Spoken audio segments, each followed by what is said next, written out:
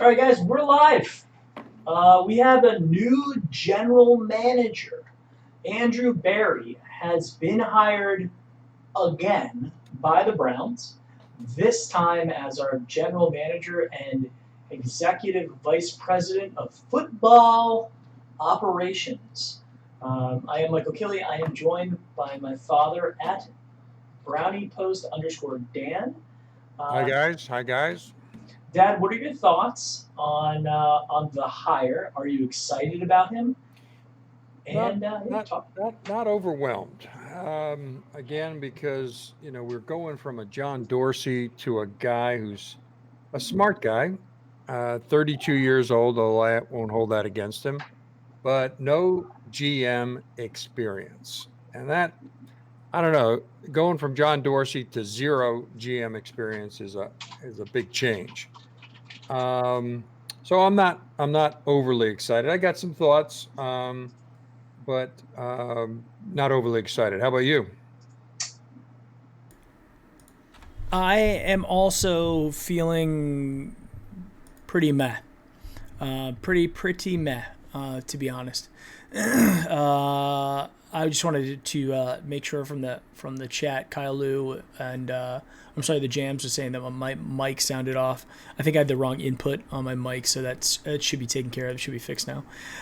Yeah, I don't know. I mean, this is a holdover. This is a guy who used to work for the Browns. He's part of the 1-31 era. He's a Sashi Brown guy. So there's not a whole lot in my mind to be super excited about here. I think he fits the bill in terms of the direction that Paul DePodesta wanted to take the team from a let's bring in a whole bunch of smart people Right. and see if the smart people can do it better than the quote unquote football people. Now I think Andrew Barry's a smart guy. I think I mean obviously there's him and Stefanski. There's nobody can debate if they are intelligent or not. It is about can this new regime pick players and get them to work good on the field. And we thought that we had that in John Dorsey. And I firmly still believe that John Dorsey was one of the best things that's happened to this franchise in a very long time. Didn't work out Freddie Kitchens, and we've talked about this kind of at length in the past. Right. But yeah, I don't know. We have a GM. I'm not I'm not really all that excited. I did hear that we were looking at some guy from San Francisco. His name escapes me now. So that might have been one thing. For what? For GM? Yeah, GM, a guy from Well, San Francisco. But yeah, I, didn't work out. I think that ultimately what came down to DePodesta liked him.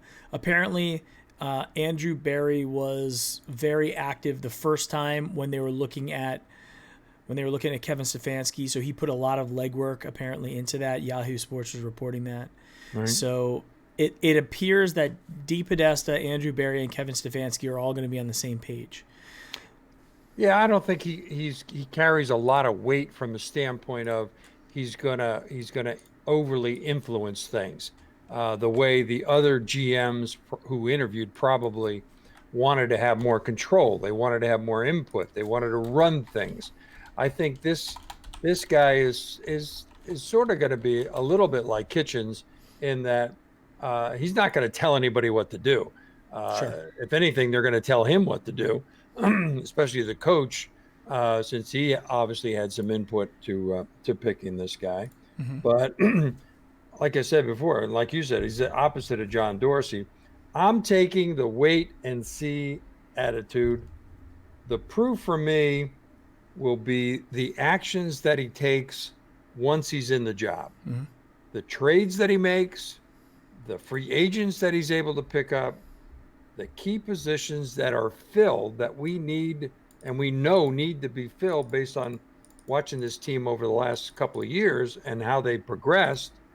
Um, and and maybe the first thing will be if there are no trades and no free agents or whatever, it'll be the draft and how that goes and who they get and do they get a plug and play player on the offensive line, Yep. which we think is critical. That type of thing. I don't care if he's young. there's a lot of young, brilliant guys. He just doesn't come with much experience, which I don't particularly like. I would like a guy with more experience, considering we're still in an uphill battle.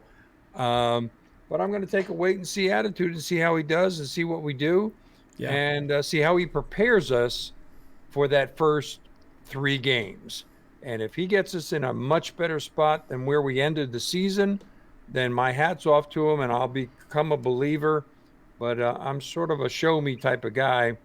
And if he shows me, he's got some football smarts. He played at Harvard for 4 years. He was an all-star Right. there, played cornerback, um, economics undergrad, and a master's in computer science. So he's a smart guy. I don't know if he's that much into the analytics, but he certainly is going to be part of that team that buys into that Yeah. to a certain degree. He got a 5-year contract. It's a Uh, long contract. yeah, guys haven't hung around all that long. They may get long contracts, but they can get fired pretty quickly after 1 or 2 years and no performance, either on the field or in the front office. So Right. I'm taking a wait and see attitude. I give him the benefit of the doubt, and I wish him the best of luck. Yeah, I think that I do wish him the best of luck as well. I think where I initially was thinking that the team was going to go in one particular direction when it came to the coach, the GM. This is not. If you would have asked me, 8 months ago before the season started, if we'd be in this position now with Andrew Berry, Kevin Stefanski, Paul DePodesta, all these guys running the Browns, I would have never believed it in a million years. And no John Dorsey. I mean, Yeah. Freddie Kitchens was maybe an anomaly, but Dorsey wasn't. I mean, he Yeah. performed. He got the talent on the field. They just couldn't perform between getting hurt, getting thrown out, and penalties and whatever, and maybe bad coaching too, bad locker room. Sure. But he did his job, and maybe he had too much of an influence in terms of telling Freddie who to play and who to bench and that type of thing with maybe Higgins and Njoku and whatever in terms of their injuries and whatnot. But I mean, that's what a GM does. He does his job. I mean, he gets involved. I mean, like you pointed out in some of your videos and stuff, he wanted to wake up that sleeping giant, and he did. Yeah. It's just that we fell back asleep about halfway through the season. Yeah. Well, I think if everything that everyone is saying is true, that we have alignment now between, I don't really care about Paul DePodesta, but alignment between the GM and the head coach, that's good. Right. I wasn't aware that Andrew Berry was. So that was my question. Was he, or did he have some sort of relationship with Kevin Stefanski? What does he know about him? Are we just throwing this in there because they happen to be Ivy League guys? What was it? And it does appear that Berry and Stefanski come from that same sort of school of thought. It could be a very good combination, but just like you said, neither of them are proven entities by any means.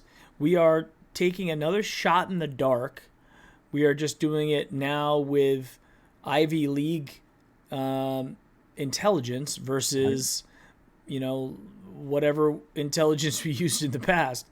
So, well, football experience. I mean, Dorsey knew how to evaluate talent. He picked some great players. Yeah. He traded for great players. He didn't give up his draft picks, willy-nilly. I mean, we still got, even though we got great players, we still got draft picks going for it. We didn't sell the farm for the next 5 years, so we're sitting there with nobody to draft. Sure. So we're in pretty good shape. He knew what to do. He was a general manager. He lived and breathed the Browns. And maybe this Andrew Berry's going to do the same thing. He's the second time around. He's got relationships with the Haslams, obviously, and he'll build new ones. And hopefully he'll work out, and we'll have a long-term deal with a GM and a head coach. I'm waiting for that other shoe to drop in terms of Stefanski in terms of is he going to call plays or is he going to hire a real offensive coordinator? Yeah. He didn't get Kubiak, which I thought was going to be a real possibility since they're buddies. And then nobody's really hit the radar screen that I'm aware of. Well, I And mean, if I'm Kubiak, would you rather be handed the offensive coordinator position to a team that that almost made the Super Bowl, or to a first-year head coach, young guy in a very dysfunctional organization, the Cleveland Browns? I mean, if you have the pick between the two jobs, right. I mean, I don't blame Kubiak for not coming. Right. So, and I think if they do get one, he'll be a young guy. He'll be, somebody that will be looking up to Stefanski as a head coach, as opposed to an older guy like Wade Phillips or somebody like that, who's years and years of experience, is more the father figure than anything else. So I think, obviously the next one is defensive coordinator. Who do they pick? Do they go with the experience, or do they go with the up and coming guy? I think it'll be young. I think since they did this young at GM head coach, I think they'll go young as well. And we'll be heading into that season, with, 3 or 4 big question marks as to how they're going to perform. Yeah. American Saxon asks, "Hey Mike, what do you think about them looking for offense improvements?" I don't know how much more we can improve from a talent perspective on offense. I think it's going to be more about consistency in offensive line. Those are the two pieces. It's managing the game, it's calling plays and scheming. It is adjusting at halftime, and it's protecting Baker Mayfield. Right. Those things happen. Baker Mayfield has the talent to be a very successful quarterback. We've got 2 excellent wide receivers that are in the prime. We've got 2 excellent running backs. It should be healthy too, 100% healthy going into next season. If they don't get it hurt in training camp or preseason or whatever, they'll probably hold them out for most of that. Just getting them ready to play that first 1 or 2, 3 games, that type of thing. So You're right. That's everything we got looking forward to, and including trying to fill the spots that we need to fill. And I think there's a lot of talent in this draft as far as offensive linemen. So even if the first one, we don't get the first one, or maybe even the second one, which I don't think 2 will go top 10. I think the one will be around. It's just a question of, what do they decide to do? What position do they try to fill? And obviously, if we get a free agent to fill that spot, well, then all bets are off. You go anywhere you need to go, and maybe you go linebacker, maybe you go safety, that type of thing. Well, we have to address safety and linebacker. We have to address safety and offensive line, absolutely. I think depending upon what we do with Schobert, depending upon what Kirksey's health situation is, and if the coaching staff still believes in Kirksey, I believe in him from a leadership perspective. I really do believe that if you have Schobert, Kirksey, and a rotation between Mac Wilson, Taki, whomever at your third linebacker position, I think we got a decent linebacker core. I think linebacker wasn't the problem, other than the fact that the guys didn't seem to put a lot of pressure on the quarterback, but I don't think that is from a talent perspective or a lack of effort. I think it's more about how Steve Wilks played this very just don't beat me type zone defense that, I mean, it doesn't work in the NFL anymore. If you look at that, it's like playing prevent all game long. Right. We weren't doing a lot of pressure. Now, if we get Myles Garrett back, that's again another thing. That's an issue. That's an issue that we got to address. I mean, I think we as fans, if we can drum up the drumbeat in terms of getting Myles back, getting a date. I don't know if the commissioner would cringe when Andrew Berry calls. I know if he got repeated calls from John Dorsey, he'd be picking up the phone and he'd be talking to him, and Dorsey would get some results saying, we got to move on. Yeah. Hopefully Andrew Berry will do the same thing. He'll pick up on that point. But we got to, after this Super Bowl is over, Mike, we got to get the fans revved up and tweeting and going on our show and so forth to get the commissioner to make the final decision as to he can be reinstated for game 1, training camp, whatever. He gets full honors back and whatnot. He just right now he can only go in and work out in the training room, I think, right? So that's Yeah, his he's status. back. He's on the. He's going to be part of the team and stuff. And right now he's just in this like purgatory like mode for no reason. I tweeted out a couple days ago. What is it at this point? Like, what other lesson are you trying to like give to Myles Garrett?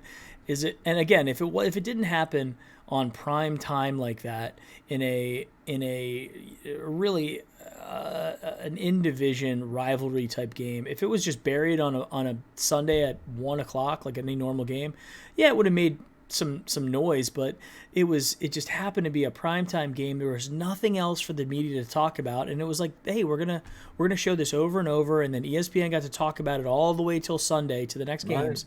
So it was just a bad all-around thing. Speaking of bad decisions, another report, Dale Reuter came out and said that Kareem Hunt made a comment saying that he would not currently pass a drug test if he would have given a sobriety test. And he had an open bottle of liquor in his car, a vodka bottle or something. And I tweeted you. I said, "Hey, this is visions of Josh Gordon all over again. Where's the guy's self-control? Where is his discipline? Where is his, self policing as far as his behavior is concerned? He's, like you said in prior sessions, he's got a $1 million lottery ticket there. I mean, what's he doing with it? I mean, straighten up, fly right, keep your nose clean. He has a checkered past. It's not like this was Chubb doing it and it came totally as a shot at a left field. No, he's got a history, as Josh Gordon had a history, as Callaway had a history. They have a history of repeating themselves and falling off the wagons. Yep. And let's just hope that somebody gets a hold of him and screws his head on straight. Yeah, this is where like the Browns players, the leaders on the team, ex-players, the Browns alumni, people have to get a hold of Kareem Hunt, and somebody's got to shake some sense into him and make him understand, like, look, dude, this is it. Like, if you get busted one more time, after the whole, issue with the woman in the hotel, like when you have these things that happen, you don't get that many second chances. Right. I think that Kareem Hunt has got so much talent that there's probably, talent goes a long way. If you can run fast and score touchdowns and catch the ball in the NFL, there's a lot of people that are willing to not look the other way, but not slam the door so hard on guys like that.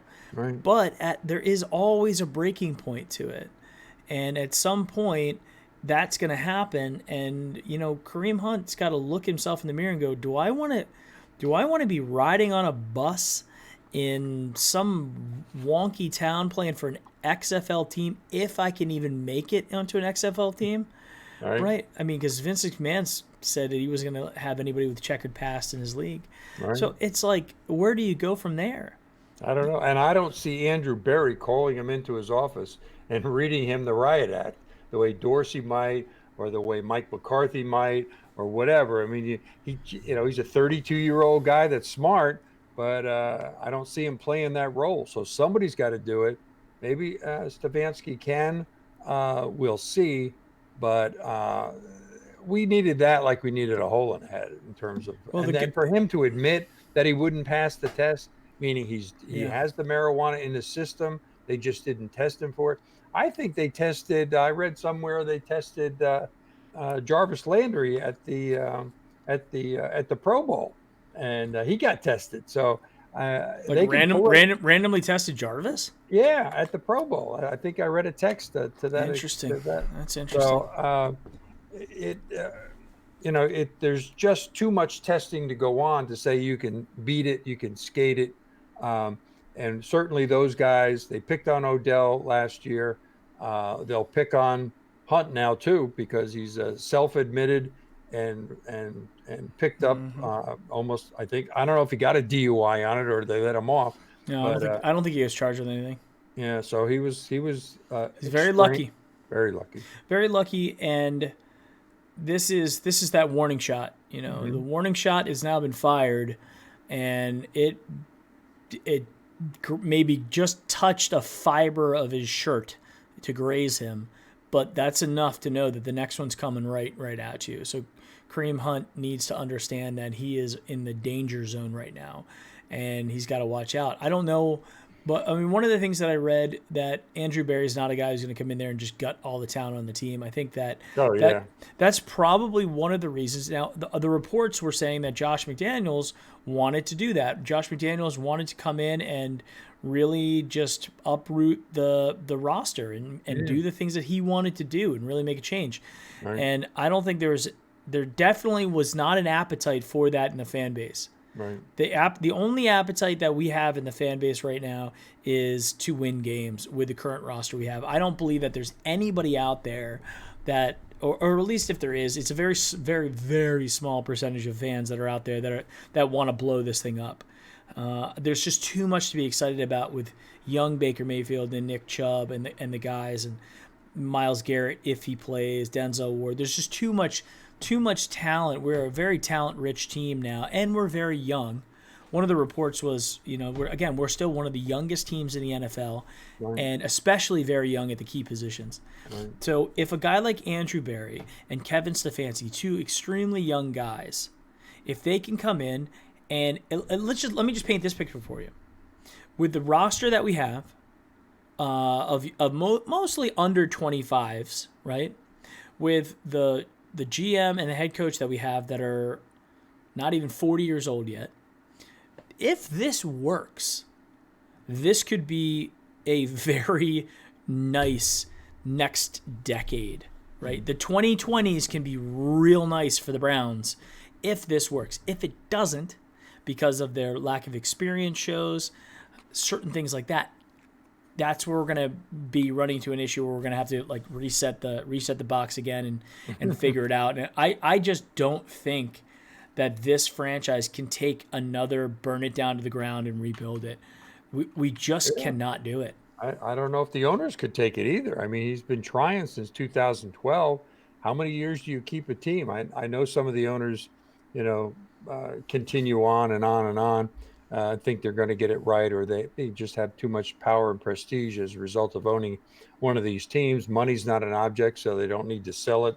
And he's young enough that he could hang around, meaning the Haslam, they could hang around for quite a while. They're not like the Rooneys, where you knew at some point they're going to die, and they're going to have to pass it down to their sons and whatnot that are currently running the team. Or even in the case of Dallas, that had to get handed down as well. Mm-hmm. So, and maybe even Kraft too. He's no spring chicken either. So there's some owners, but our guy is on the younger side, so he can hang around for another 20 years and enjoy running things and putting his 2 cents in, and making coaching decisions, GM decisions. I don't think he gets that much involved in player decisions. But certainly the hierarchy of the team, he's got to have his hand in that. Yeah, absolutely. This is probably a good time to remind everybody, if you're not a current subscriber to the channel, go ahead and subscribe. Hit the notification. We're going to be doing a lot of these live shows talking about what happens with the Browns as they happen. This one just happened to break during the day when I was at work, so wasn't able to go live right at the moment. Most of the time we are.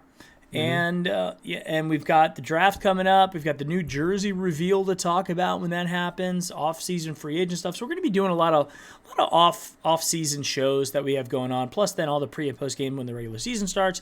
Yada yada. Go ahead and subscribe to the channel if you're not a current subscriber yet. And we also have a Patreon. So if you see the names that are scrolling down at the bottom, anybody who's a patron, whether you're $1 or all the way up to whatever tier you happen to be, you get your name scrolling across the bottom there to help support us, which is awesome. We're also supported by homage.com, so if you want to buy some stuff there, and also with CertaPro Painting, and it'll show up there. With if you have any residential commercial needs, give Greg Tracy a call. He's a loyal community member. He's always in chat. He's probably in chat right now. And, if you have any of those needs for painting, give Greg a call. His number is going to be floating up there on rotation. I guess Andrew Berry gets introduced tomorrow. They're going to have a press conference, and Stefanski will be there, and the owner will be there, and this guy will be there, and we'll get to hear him a little bit. I'm sure he's going to be talk very very well and polished and say all the right buzzwords and whatnot. So that's it'll be I would assume a non-event for the most part on personality, get to know that type of thing. But I seriously doubt whether he's going to run the show. Hopefully he can do the contracts and he can save the owner some money. He did have personnel there for a while with the Browns, so maybe he can evaluate personnel, at least be a part of the discussion with Stefanski and the other coaches and whatnot. So, but again, the big news coming up from now on is going to be offensive coordinator, defensive coordinator. Those two shoes have got to drop. Yeah. Yeah, absolutely. And that's one of my questions. My first question would be to Andrew Barry, computer science majors, asking if he could get to the root of a Unix box. That would be my question number one. That would get him to laugh. Then second question would be, are you going to how much have you thought about offensive coordinator or defensive coordinator? Because obviously we need a defensive coordinator no matter what happens. Right. We need one. Steve Wilkes went bye-bye. Good. But right. we can't have Stefanski running the offense and defense. It's not like this isn't Pop Warner, right? This is the NFL. So hopefully we get a defensive coordinator, and honestly, hopefully we get an offensive coordinator. And I was talking to Ristano when we went live last week. The big thing about Kevin Stefanski, what he doesn't realize is if he hires an offense coordinator, he has something to fall back on and be like, look, we hired an offense coordinator. If things go great. It's still going to be your strategy. It's still going to be your language, right? It's still going to be all of your plays. You're just having somebody else who's just going to be sitting up in the box, watching it from the top and making the decisions, right? Just like Roman does for the Ravens, right? But if things don't go well, you can then take back play calling responsibilities or get more involved in it. So it's almost like you've got a little ace in the hole that you can hold on to for a little bit to be like, if it works, great. It's a win for you if it works with an offensive coordinator. If it doesn't, you can still pull back the reins and then you start calling plays and look like a hero and then replace and get another offensive coordinator. Right. But the same thing that happened with Freddie Kitchens, when things don't go good and you've taken on that role, it's very difficult to then go admit that you're failing at it. Right, because it's your problem. You've created it. You're not managing a person and a guy's role and his responsibility and his competence. You're making that judgment on yourself because you're the one calling the plays. You're the one setting the offensive play scheme for the week and so forth. You're the one making any adjustment, first half, second half, that type of thing. So like you said, there's no room to go. You got to blame yourself. And Freddie wasn't. I mean, he would stand up and say, "Oh, it falls on me. I take responsibility and so forth." But nothing would change the next day. It would be the same old in terms of. And he got 6 wins. Got to give him credit for, but they weren't super wins. There was only one good win in those 6, and that was Baltimore. All the other key games, especially at the end, he lost. And the Jets game was pretty good, but we lost Njoku in that game, so it's really hard to get super excited about the Jets win. The Bills was a fun win, but it was also like kickers, missing a field goal. Could have gone either. It was literally the wind that determined that one to a big degree, right? So you see that Freddie Kitchens looks like he's going to get picked up by the Giants to be their tight ends coach. Oh, tight ends. I had heard working on the offense somewhere, but tight ends coach would, put him in the offensive scheme of things. And it would be, again, I don't know the rules about how, if you're still paying a guy from Cleveland because he had a contract and you go to work for another team, I don't know how you get 2 checks. I would think that the Browns, whatever his contract is with the Giants, then that much of it from the Browns doesn't have to be paid, something like that. But we'll see. Evidently, it can be done. What's his name? Jason Garrett is going to be the offensive coordinator. So I think you got a good guy in that spot, a prior head coach. I question their head coach selection. I would have gone big time Garrett first and put that other guy as assistant head coach or something. It still would have been a move up from wide receiver coach from New England. And then if Garrett doesn't work out, then you let him go and you bring the kid up then. But the Giants have never been known for making really, really smart plays. So they're sort of in the Cleveland category when it comes to that kind of thing. Well, So, recently, I mean, they did win 2 Super Bowls with Eli Manning somehow. Somehow magically they did that, and I think mostly off the backs of that defense with Strahan and those guys. right. But nonetheless, they beat Tom Brady, twice, I believe, right? Yeah. So I'll take it. I mean, heck, at this point, I'll take consistently challenging for the playoffs. Playing for the first step is like, are we playing relevant football in December? If the answer is yes, okay, now we've got something to work towards. But if you look at how good the Ravens had the best statistical from wins and loss perspective, so the best standings in the NFL, and they got blown out in the second round, right? Right. So not even AFC Championship. Saints too. Saints were a pick to go all the way. The Packers were a pick to go all the way. And the Packers got blown out. It wasn't even a good game. Most of it was the 49ers, and they let them, they were playing a little prevent defense. It gave them a touchdown to make it okay. We got to hold on to the ball a little bit towards the end of the game. But it seriously was not in jeopardy. So they got blown out. And the Patriots got waxed too. So Sure. To get to the Super Bowl, just to get to the division championship is a stretch. It's going to be a stretch for us, considering we haven't made the playoffs, and we won't have a whole lot of, unless we get some experienced players, we're not going to have a whole lot of playoff experience under our belt when we hit it for the first time, especially with Baker be his first time. Although he's played in some pretty pressure games in college and whatnot, and I think he can handle the pressure as long as he has a surrounding team that will support him, and the coaches do their job, the other players do their job. Yeah. He'll do his job too. Yeah, I don't think the game. I don't think the stage is too big for Baker. I think that's one thing that I'm fairly confident in. It is. It's really about the rest of the team, and can they all come together with it? I mean, but if you do look at when we had big stages, man, that San Francisco game was brutal. The LA Rams game wasn't great. So I think the good thing is, again, we're very young, right? So if we're very young and we can take those things, those games, those big primetime games, and say, hey, look, this is what the playoffs feel like.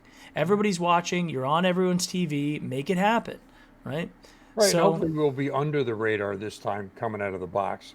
There won't be this gigantic media buzz and hype over Browns going to Super Bowl, going to kill everybody. They got Odell. It'll be, well, they did crappy last year, and they'll probably do crappy this year, but we'll watch them anyway for a while. And if they get off to a good start, that 2-1, that 3-0 start, then all of a sudden the hype will start to come back, and people will start to believe that they can really do it. You get off to an 0-3 or a 1-2 start, depending on who the competition is in those 3 games too. If they're teams you should beat, that'll be a disappointment. If they're Super Bowl teams, well, then you can take it with a little bit of grain of salt. If they play a good game and they keep themselves in it for most of the game, they don't get blown out 40-3 or something. Yeah. So it'll be interesting. I'll be watching. I'll be rooting, and I'll be hoping. Yeah. I mean, I think as Stefanski said, I think he was right. You go into the season, and everybody other than maybe the Bengals last year are 50. They're 8-8 at least caliber, right? Things go your way.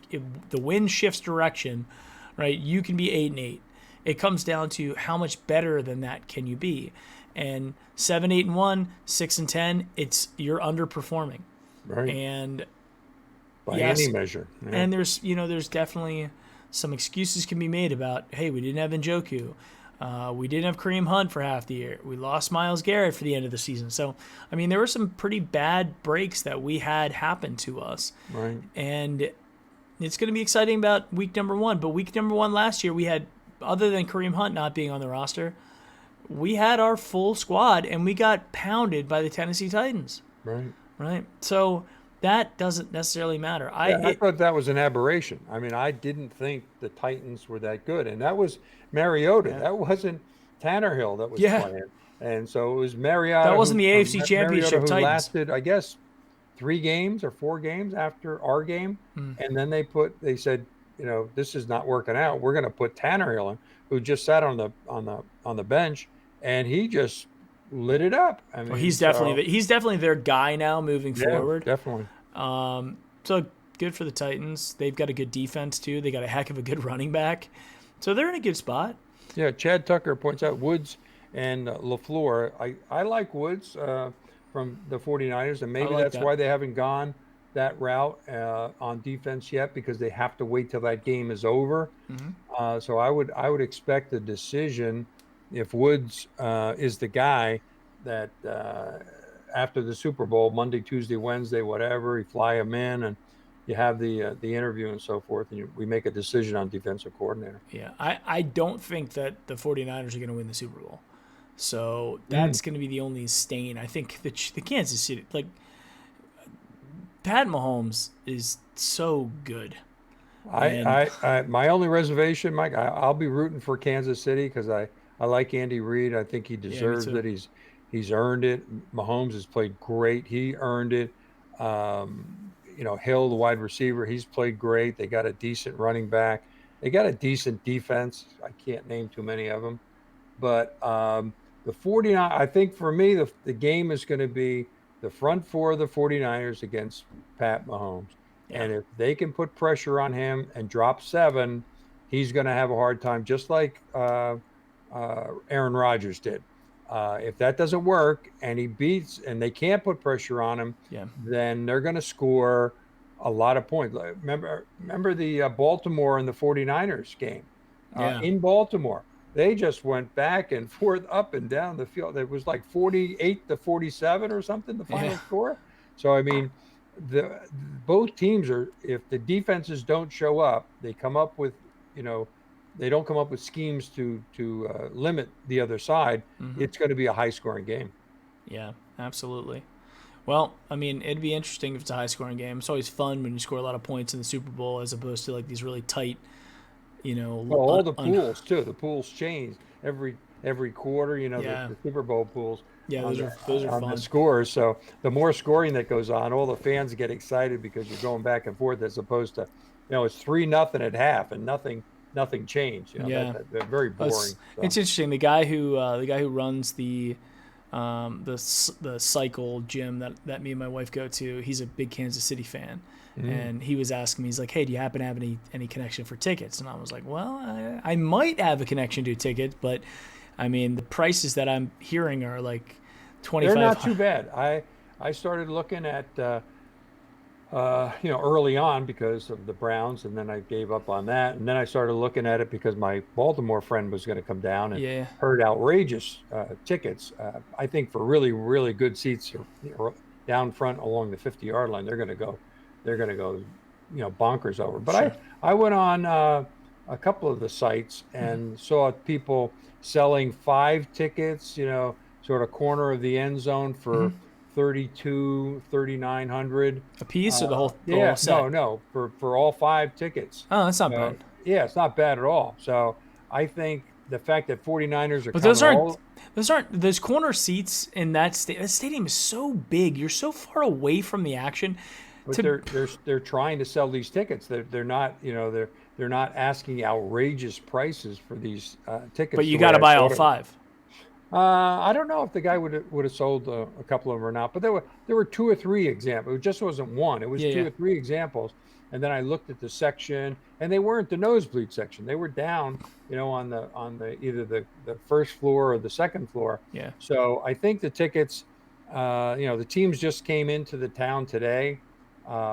They're working on security. I wonder if there's going to be a big security concern because of the coronavirus stuff going on. Oh, God, China. Like, would you? I mean, the Super Bowl's always been pretty secure. I mean, there's never been an event at Super Bowl. I'm sure that they're going to have major security there. But in terms of just from a disease standpoint, well, we'll know a lot more. I was listening to the 6 o'clock news, and they say the limited cases that are in the United States that have been documented have all been cases where people have come from China where it was infected, and that there haven't been any secondary ones where these 5 cases have infected somebody else. So they think they've got it surrounded. I think the news about China, they're holding back. I think it's a lot worse in China than they told people about. yeah. So you got that shoe to drop at some point.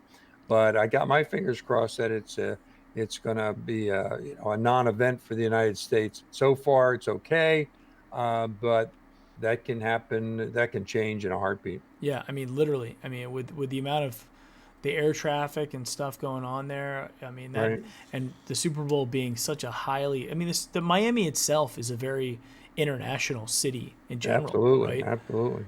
And all the people that are going to come in on flights and Yeah. then mix it up for a whole week, starting tomorrow. Hotels, bars, restaurants, Absolutely. Yeah. And then the game pre-games. itself, and then flying out of those, uh, uh, locations Sure. around West Palm, Miami, Fort Lauderdale, getting out of town again with all those people. And they're going to scatter across the country. Maybe a lot will go back to Kansas City and San Francisco, but Weren't you still, weren't you in one of the first games in Arrowhead Stadium?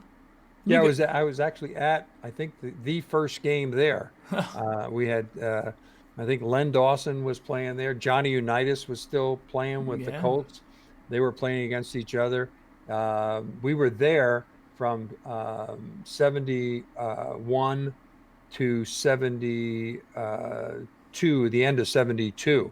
So we were there for almost a year and a half, and got into the Kansas City Athletics and the Kansas City Chiefs. A big rivalry between them and San Diego and Oakland. Those were their two, and Denver too. Those are. You didn't catch they didn't play the Browns at all? No. I can't. I cannot tell you whether they ever played the Browns. And I'm trying to think of how good the Browns were back in the early 70s to mid 70s. Probably not all that good.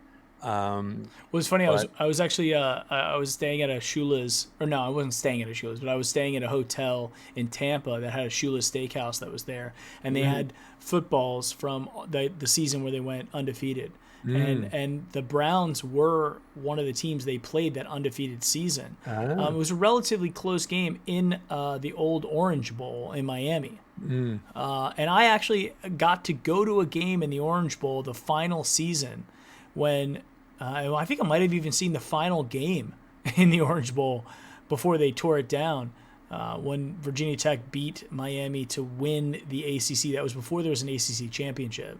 And they beat them. Brian Randall was the quarterback. It was an exciting game. But, yeah, it was cool. It was a cool stadium because you could drink. They were serving alcohol in like a college stadium, which is like pretty rare. Yeah. So you could drink beer and stuff. It was great. So I had a good time. But yeah, well, so be safe, I guess, for the Super Bowl. Try to stay indoors and don't contract any virus that's brought in internationally. Because if you get confirmed with this, that means it's gone past the flu stage of the nose and the sinus and whatnot, and it's down into your chest and your respiratory, and you get pneumonia. And obviously, the older people are seriously affected by that. But anybody who catches pneumonia, it can kill you if you don't do the right things. How far are you away from? It's not Pro Player anymore. What is it, like SunTrust Stadium? I don't even know what the stadium. Yeah, it's one of those names. Whatever the heck the name is. Hard Rock Stadium now, I think it is. When it's down in near Hollywood. Probably 45 minutes. Yeah, less than 45 minutes. Yeah. Because we're up now in Parkland. We used to be down in Weston, which is out 595, and there we're only like 35 minutes away. But now we're up north in Parkland. Yeah. We can still shoot down the turnpike or 95 to get there. And it's relatively easy to get to. It's not, you don't have to go to Miami. The stadium sits in between Fort Lauderdale and Miami. I think the stadium literally is in Broward County. Yeah, I think so. I think too. it sits in. So the Miami Dolphins don't play in Miami, just like the New York Jets and the New York Giants don't play in New York. Right. The Cincinnati Bengals, I don't think they play in Cincinnati. Mm. So yeah, I mean, it's just like one of those things. Is the name of it at this point, but. Well, yeah. All right, guys. Well, hey, thanks everybody for tuning in. Let's do one T-shirt giveaway. We're gonna do the T-shirt giveaway to the Patreon people only. I don't know who's still left in chat here. Jams. I saw Gary in there. If you're a Patreon guy only at this point, go ahead and type a number from 1 to 100. Type a number 1 to 100 now. This is only for pages. If you happen to type it in there and you're not a Patreon, again, it only takes $1 to be in this. Go ahead and do that, and we'll give out a T-shirt. I think there's only 1 or 2 guys in there. There's only 13 people in the Patreon in general, right? Right. We need to get that up. And if nobody is, if the Jams is gone and if Gary's gone, I didn't see some of the other guys in there. But if these guys are gone, then we will give it away. Oh, the Jams is there. Okay. So somebody's gonna win it. Yep. My number is in. So as far as the draft is concerned, again, I go back to offensive lineman. Let's get a guy that can be there for 10 years plus. There's a lot of talent. The top 3 or top 4 offensive linemen, tackles. The one guy from Iowa, I think, is projected to go to us at 10. Yeah. He plays, I think, right tackle, but he said he's a beast. He's a junior, so you're going to get him a year earlier than normal. And he can play guard. He can play center. I wouldn't mind a senior offensive lineman, to be honest. Like, I don't need youth at offensive line. Right. I'd rather, unless he's an old junior, like a redshirt junior or something like that, then fine. Right. But I don't mind doing that. Derek's in here too. So we got Derek in the Jams. Gary's in there too. Right. I think I'm gonna give it another minute here, and then I'll type in my number. Or my number's typed in. I just gotta hit enter to it. So yeah, guys, draft's coming up. Interesting stuff. Andrew Berry, I wish you the best of luck, dude. I really do. I hope you do well. Well, you can tell just by our feedback, it's not a game changer as far as the fan base is concerned. We got about 55 as our high on the watch. Some guys in chat, but not the big numbers we got when Stefanski was named, and we went on live and we talked to everybody, and everybody had their opinions about why no Josh Daniels, this, that, and the other thing. But this is a sort of a ho-hum, general manager pick. Not too many people getting excited, saying he's the wrong guy, we missed the right guy, that type of thing. So I think everybody's like us. They're going to take a wait-and-see attitude and see where these other ones are going to play, because you don't see the GM. You saw Dorsey a lot. I mean, hey, I'm totally cool having a GM that takes a back seat and is not a spotlight GM. Totally okay with that. Yeah. Right? If run the organization, do the contracts, which, I mean, he's obviously a smart guy, economics from Harvard. Right. I mean, you're not going to be done with that, right? Computer science guy. So do your contracts. Just get the right people. Make the right picks. Don't screw up where you have to. Don't, build upon talent. This is one of the frustrating things that we had in the past. We'd have a good running back, and then we'd let that running back go, and then we'd draft a new running back. It's like, that's not how you build a winner. You don't build a winner by constantly turning over your roster and just replacing it with other things. Like when you have that, now you're adding depth and you're adding other things. So if you get an injury, or if you get, God forbid, somebody swings a helmet, that would be actually interesting to see if we go out and try to grab another edge, just to be sure. Because I mean, Vernon was unhealthy. You need the guys to be spelled. I mean, I can't tell you the number of times in the year before and last year, up until he got kicked out, how gassed Miles was at the end of games, because he goes 100% every play trying to get to the quarterback, giving up the edge sometimes too, which I don't like. But it can't be for lack of trying. And then he's sitting there, you didn't get to the quarterback, and he's gassed, and your battery needs time to regenerate from play to play. Well, I mean, so if you've got somebody that can backfill, give him a breather, then come back in. That'll do a halfway decent job. That just won't be taking advantage when he goes in there. Then you're right. We could maybe use another edge guy. Yeah, I mean, it's funny because Joe Rogan would talk about that a lot on his podcast. They talk about MMA guys, and knowing that, just because you're the biggest guy in the octagon doesn't mean you're automatically having an advantage, because all that muscle, all that weight takes a lot of oxygen to fuel, right? So you're breathing heavy, and if you don't have killer cardio. Well, look at what Muhammad Ali did to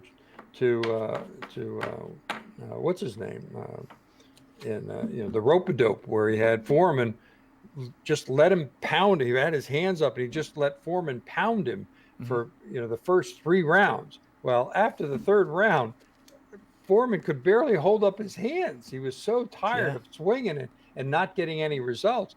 And Ali was just laying on the ropes, and Ali was no spring chicken at that point. He was trying to come back and win the title back from Foreman, and he just took over at that point, and he just pounded Foreman until he knocked him to the ground because he was out of gas. Same thing happened. Pace yourself. Same thing happened to McGregor when McGregor fought Mayweather. Mayweather just wrapped him up and didn't really do much for the first couple rounds, and then after McGregor got a little tired, Khabib did that to him.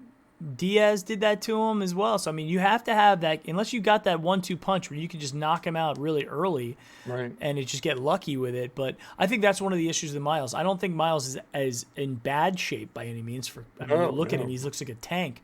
It just comes down to the nature of he's a giant man.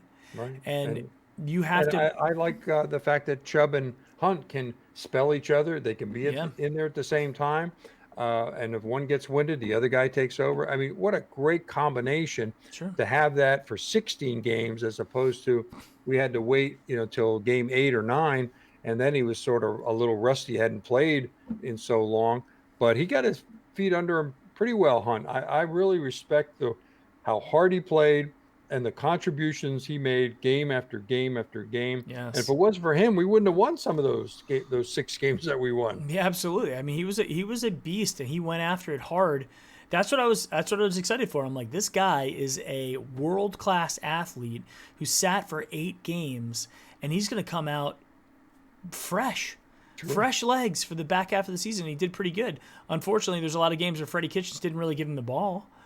Didn't really allow him to do too much, but Kareem Hunt's a feature back, man. I mean, he's a guy that you give him the ball 15 times a game. We don't have 15 touches for Kareem Hunt and Nick Chubb each a game. We just don't have 30 touches on offense. It's very unlikely that we'll do that, right? So it's really gonna be interesting to see what Stefanski does. I don't think he's ever had this much talent, with Diggs and Thielen and all the guys that he had in Minnesota. He put together a great tight ends as well. I mean, he put together some pretty wicked numbers. So it's going to be exciting to see what happens.